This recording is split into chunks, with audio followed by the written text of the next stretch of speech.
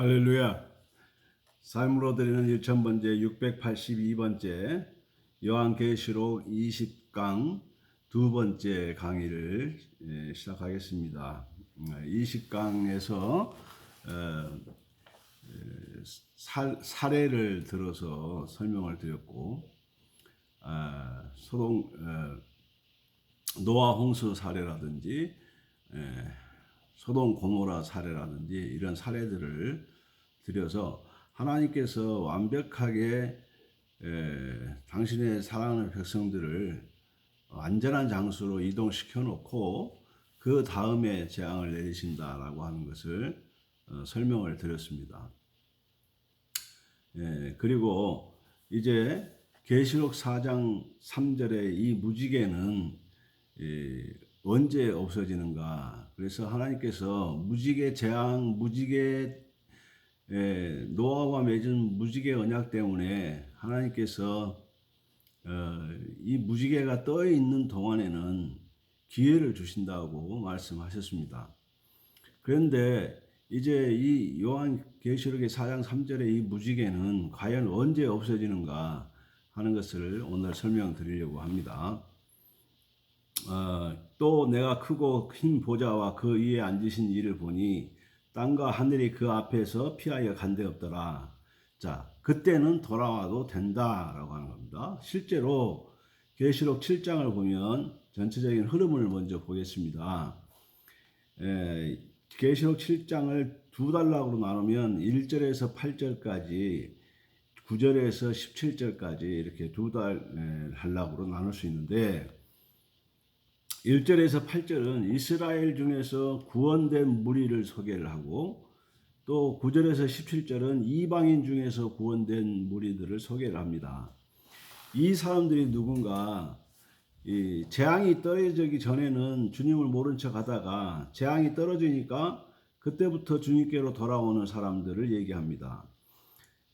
그런 사람들이 있을 것이라고 이야기하는 것입니다. 이 사람들이 바로 7장의 두 부류로 소개가 되는 겁니다. 이스라엘 사람들과 이방인들을 7장에서 분리해 놓았는데, 이 사람들이 심판 기간에 그리스도에게로 돌아올 것이다.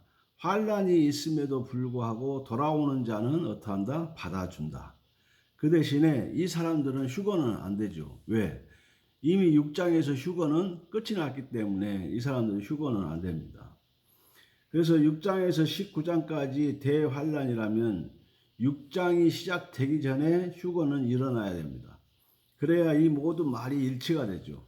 만약에 휴거가 20장 뒤에 나타나면 죽을 사람 다 죽고 터질 사람 다 터지고 그러면 억울할 것입니다. 성경이 뒤죽박죽이고 앞뒤가 안 맞는다 그 말입니다.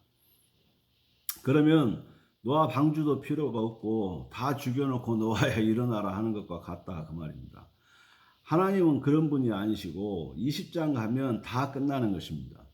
휴거는 6장 전에 일어나는 것이고, 하나님의 관심은 심판에 관심이 있는 게 아니라 구원에 관심이 있다. 그래서 하나님은 생명 살리는 일을 그렇게 소중하게 여기시니까 한 생명이 천하보다 귀하다고 말씀하신 것입니다.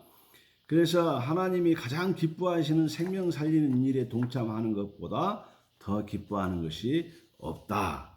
우리가 머릿속에 인지해야 됩니다. 12장에서 14장까지는 삽입 이상입니다. 다시 말하면 연결하여 가다가 다른 것을 집어넣었다 그 말입니다. 이것을 모르면 순서대로 연결하는 것으로 안다 그 말이죠. 재앙이 임하고 있는데 같은 선이 아니고 다른 이야기를 하려고 지금 삽입을 했는 겁니다. 그러니까 재앙이 임하고 있는데 같은 재앙 얘기를 해야 되는데 지금 다른 얘기를 하려고 지금 삽입을 한 겁니다. 그래서 12장에서 14장에 또 13장에 666을 이야기하려고 삽입해 놓았다는 겁니다. 13장 끝부분에 666을 소개하고 있습니다. 서론적인 부분엔 12장 9절에 큰 용이 내쫓기니 예뱀 곧 마귀라고도 하고 사탄이라고도 하며 온 천하를 꾀는 자라. 그가 땅으로 내쫓기니 그의 사자들도 그와 함께 내쫓기니라. 큰 용, 이 큰 용은 다른 명함을 가지고 있다고 그랬죠. 웹뱀, 마귀, 사탄, 온 천하를 꾀하는 자, 미혹하는 자. 그래서 미혹의 대가를 얘기하는 겁니다. 그 다음에 옛뱀은, 옛자는 고대 옛날 옛적에 그 얘기를 하는 거죠. 그러면 고대 옛날 옛적이 어디예요? 성경에서는 창세기입니다. 이 창세기 3장 1절에 그런데 뱀은 여호와 하나님이 지으신 돌짐승 중에 가장 강교하니라. 뱀이 여자에게 물어 이르되 하나님이 참으로 너희에게 동산 모든 나무의 열매를 먹지 말라 하시더냐. 창세기에서는 뱀이라고 했고 계시록에서는 옛뱀이라고 한 것입니다. 그러면 창세기에서는 옛뱀이라고 하면 안 되죠. 창세기 3장 1절에 뱀은 하나님 보시기에 좋은 것을 만드셨다. 그런데 여기서 뱀은 이 타락한 큰 용이 아담과 하와와 붙을 대상을 찾아보니까 사람은 아무도 없고 짐승들 중에서 뱀이 가장 IQ가 높고 똑똑한 것이다 보니까 한번 붙여보면 되겠다 하고 판단해서 뒤에서 지연자 사격하면서 붙여보았더니 이것이 되는 것이다.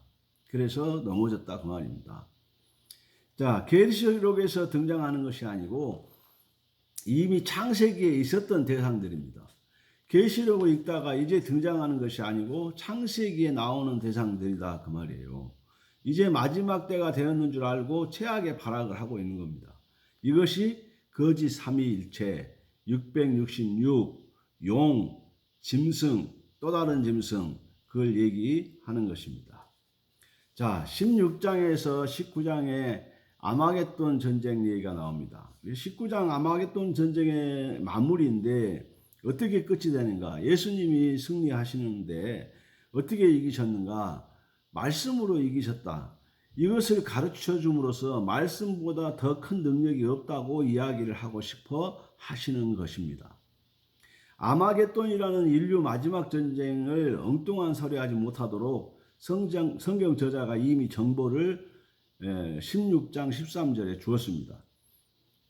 또 내가 봄에 개구리 같은 새 더러운 영이 용의 입과 짐승의 입과 거짓 선지자의 입에서 나오니 용과 짐승과 거짓 선지자, 이게 거짓 삼위일체 666이다 그 말입니다. 그들이 무엇으로 싸우는가? 입으로 싸운다. 입으로. 남자들은 치고받고 싸우죠. 여자들은 입으로 싸우다가 머리를 쥐어잡고 싸우죠. 우리 주님도 입으로 싸우는 겁니다. 입으로. 입에는 입으로. 그래서 계시록 19장 15절에 그의 입에서 예리한 검이 나오니 그것으로 만국을 치겠고 친히 그들을 철장으로 다스리며 또 친히 하나님 곧 전능하신 이의 맹렬한 진노의 포도주 틀을 밟겠고 그렇게 나왔습니다. 여기서 마지막 승리를 하신다는 것을 보여줍니다. 그의 입에서는 예수님의 입에서는 예리한 검이 나오니 그랬어요. 그는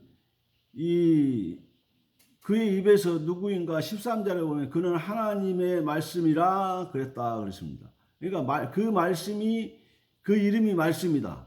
말씀이라는 것은 이 책을 쓴 요한이 요한복음 1장 14절에 말씀이 육신이 되어 우리 가운데 거하심에 이미 말을 했죠. 예수 그리스도의 입에서 예리한 검이 나온다 그 말입니다.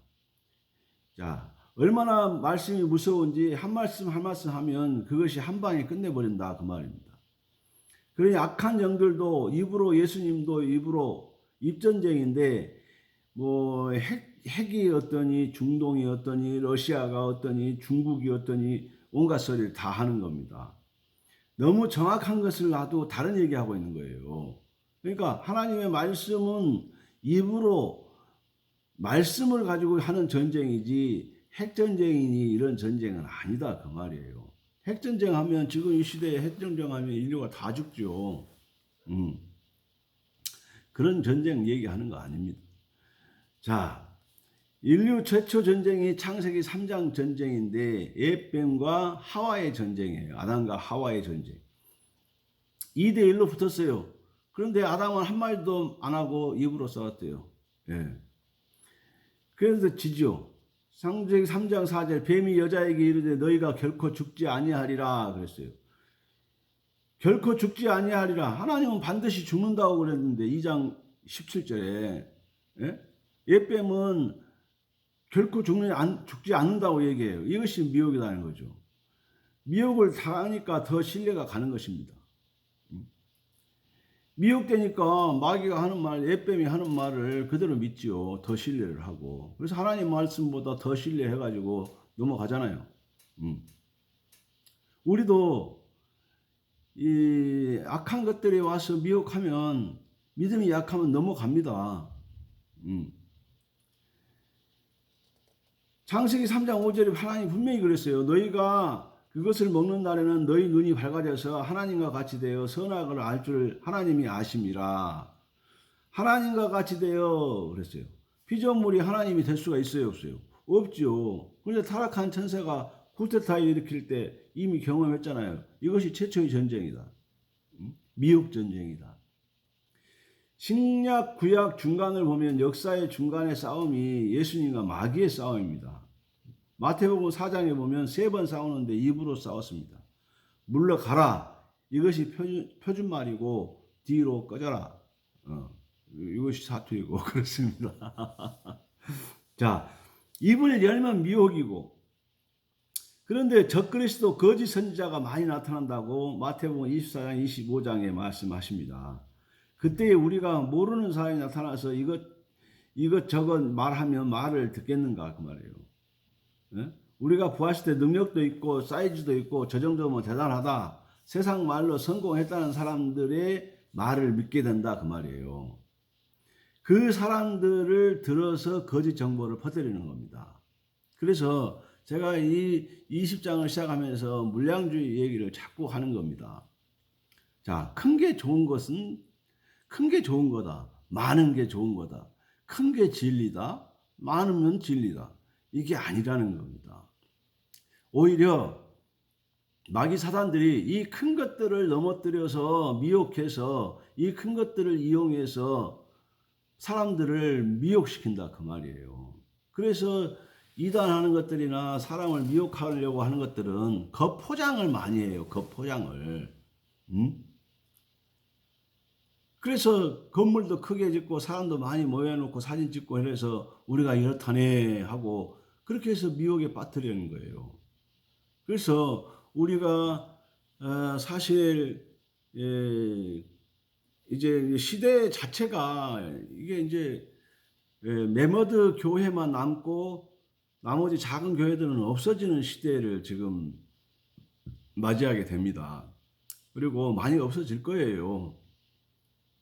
그런데 이 메머드급 교회에서 하나님의 말씀을 잘 전해주면 좋은데 혹시 미혹돼 버리면 그 피해가 엄청나게 크다는 겁니다. 그래서 주의해야 될 부분 가운데 하나예요. 그들이 다 틀리다는 얘기는 아니에요. 다 옳고 다 잘해요. 그런데 더 미혹되지 않도록 주의하고 더 조심해서 왜? 나를 보고 따라오는 사람들이 많으니까 내가 더 정신을 차리고 미혹되지 않도록 노력을 해야죠. 유행이라는 게 그렇지 않습니까? 유명한 사람이 뭐 한마디 하고 유명한 사람이 무슨 행동 하나 하면 그것이 유행이 될 때가 많잖아요. 그런데 그 유행이라는 것이 여러분 제가 강단에 신발 신고 올라가지 마십시오. 강단을 무대 만들지 마십시오. 그 두 가지 말씀 드렸는데 그거 시작할 때 어디서부터 시작했습니까? 큰 교회에서부터 시작했어요. 큰 교회에서 교회를 무대 만들어 가지고 아무나 다 신발 신고 올라가게 만들어 놓으니까 작은 교회들도 너나 나나 할 것 없이 이제 중간 사이즈 교회들도 다 그렇게 하고 있어요. 그렇게 안 하면 이상한 거야. 잘못된 습관 만들어 놨잖아요. 누가 무대 만들라고 그러세요? 성전을 성전으로 오롯이 놔둬야 되는데 성전을 무대 만들어 놓으니까 이제 다 그렇게 해요. 그래서 그 피해가 크다 그 말입니다. 그래서 미혹하는 대상을 이 마귀들이 큰 걸 이 사람들이 신뢰할 만한 것들을 사람들을 미혹해서 넘어뜨려 가지고 그 사람들을 이용해서 작은 사람들은 그냥 휩쓸려서 가게 만들어 놓는 거예요.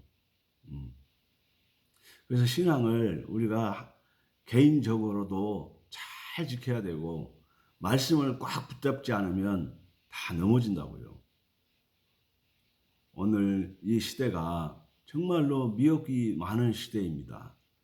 그런 시대에 영적 분별력을 가지고 말씀을 우리의 입에 두고 그 말씀으로 마귀 사탄을 물리쳐내는 저와 여러분 되시기를 이 밤에도 주의 이름으로 축복합니다. 기도하겠습니다. 하나님, 악한 마귀 사단이 우리를 미혹하여 넘어뜨리려고 하는 그런 시대를 우리가 살아가고 있습니다.